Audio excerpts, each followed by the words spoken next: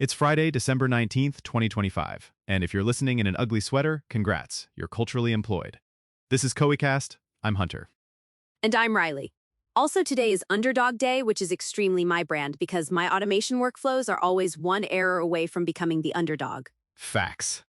Also, quick heads up, this episode was cooked end-to-end by robots. Like, not we used AI for notes, I mean the whole thing.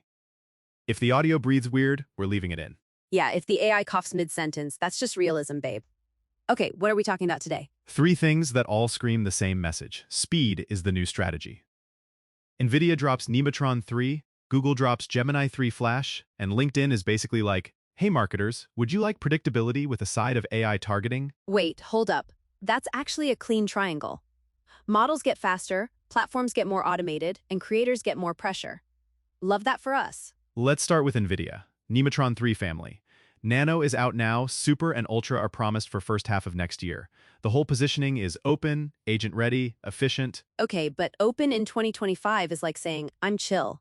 What does it mean? Are we getting weights or are we getting vibes and a hugging face link? Great question. In this case, it's closer to real open. They're pushing open weights for Nano, plus supporting datasets and tooling. But here's the trick. Open doesn't automatically mean easy. It means you're now responsible. Ah, yes. Freedom. With homework. Exactly. For creators and marketers, the practical angle is, if you want to run an agent brain that does repetitive workflow tasks and you want lower latency automation without paying per token forever, open models are the path. Wait, but what about that free API endpoint everyone is cheering for? Every time I hear free endpoint, I hear rate limit in 3, 2. That's the catch. A lot of the chatter is basically, you can test via free tiers from hosts, but free usually means queues, caps, or terms that can change overnight. And also, data leakage anxiety. Like, are you sending your brand plan into a random inference service? Maybe not. Yeah, if you're a brand team, free is just unbudgeted risk. Now, the geeky part that actually matters. Mixture of experts. Basically, the model doesn't wake up the whole brain for every token. It uses the right subbrain at the right moment, so it's faster and cheaper. So it's like, instead of calling your entire group chat to decide where to eat, you only text the one friend who actually reads the menu. Exactly. And NVIDIA's clearly aiming this at agentic apps. Not just chat, more like tool calling, routing, long docs, memory-ish workflows. Okay, but where do teams faceplant first with this faster brains on a budget thing? Because I've watched agents confidently book the wrong Zoom link at lightning speed. Yep. The first faceplant is tool calling reliability. Second is debugging. Like the agent did the wrong thing, and now you have to reconstruct why. Faster wrong is still wrong. I need that on a shirt. This ties into something we wrote recently about the evaluator layer. The only way to not get fired is adding checks that grade outputs before they hit the real world. Like an annoying little hall monitor agent. Exactly. Schema checks, claim checks, brand tone checks, cost caps. If Nematron is the engine, evaluators are your brakes. Okay, pivot. Google Gemini 3 Flash. Everyone's hyping low latency like it's a personality trait. What's the real deal? Flash is basically Google saying, we want real-time multimodal experiences to feel snappy, so less waiting, fewer tokens wasted, better for interactive use. Like live product demos where you upload a screenshot and it instantly tells you what's broken, what to click, what to say, all that? Exactly. And marketers should care because fast multimodal means you can do high-volume assistance that doesn't feel like a loading screen. Think quick ad iteration, instant creative feedback, on-the-fly localization checks, summarizing calls into campaign actions. But, okay, devil's advocate.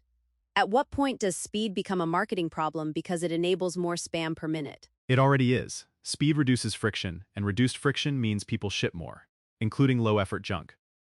The winners will be the people who use speed to increase quality per minute, not just quantity per minute. So, speed is a noticeability tax.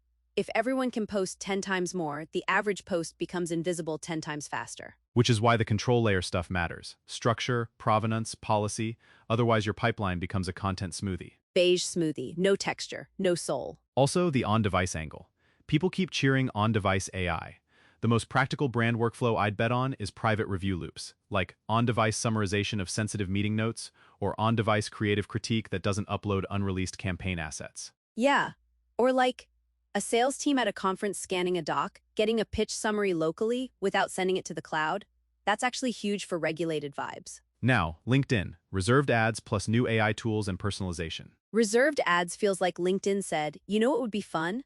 Making the top of the feed feel like airport lounge access. That's exactly it. Predictable inventory, like you can book the prime slot, not just bid and pray. Is it genuinely better planning, or is it just a nicer box around the same targeting uncertainty? Both. The placement predictability is real, the targeting is still probabilistic because humans are chaotic. But for B2B, where timing and impression share matter, having a reserved top slot can be a big deal.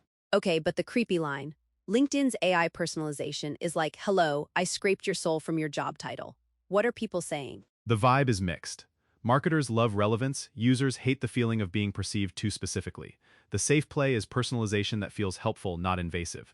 More role-based pain point, less I saw you change jobs last week. Yeah, don't be a digital stalker, be a helpful assistant with boundaries.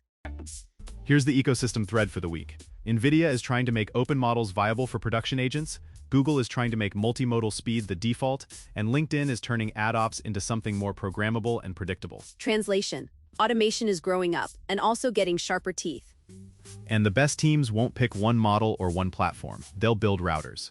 Small, fast model for most tasks, escalate to bigger brains for risky stuff, and keep humans at the judgment layer. That's the co-creation part. Humans do taste, strategy, and should we? Machines do throughput, drafts, and here are options. So if you're listening and you want one practical move, stop thinking which model is best and start thinking which role needs speed and which role needs caution.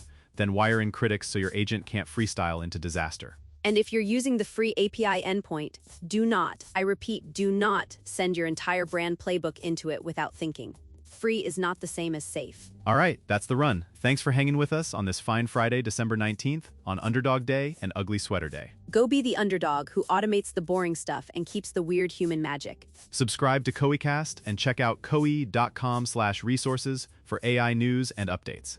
Catch you next time.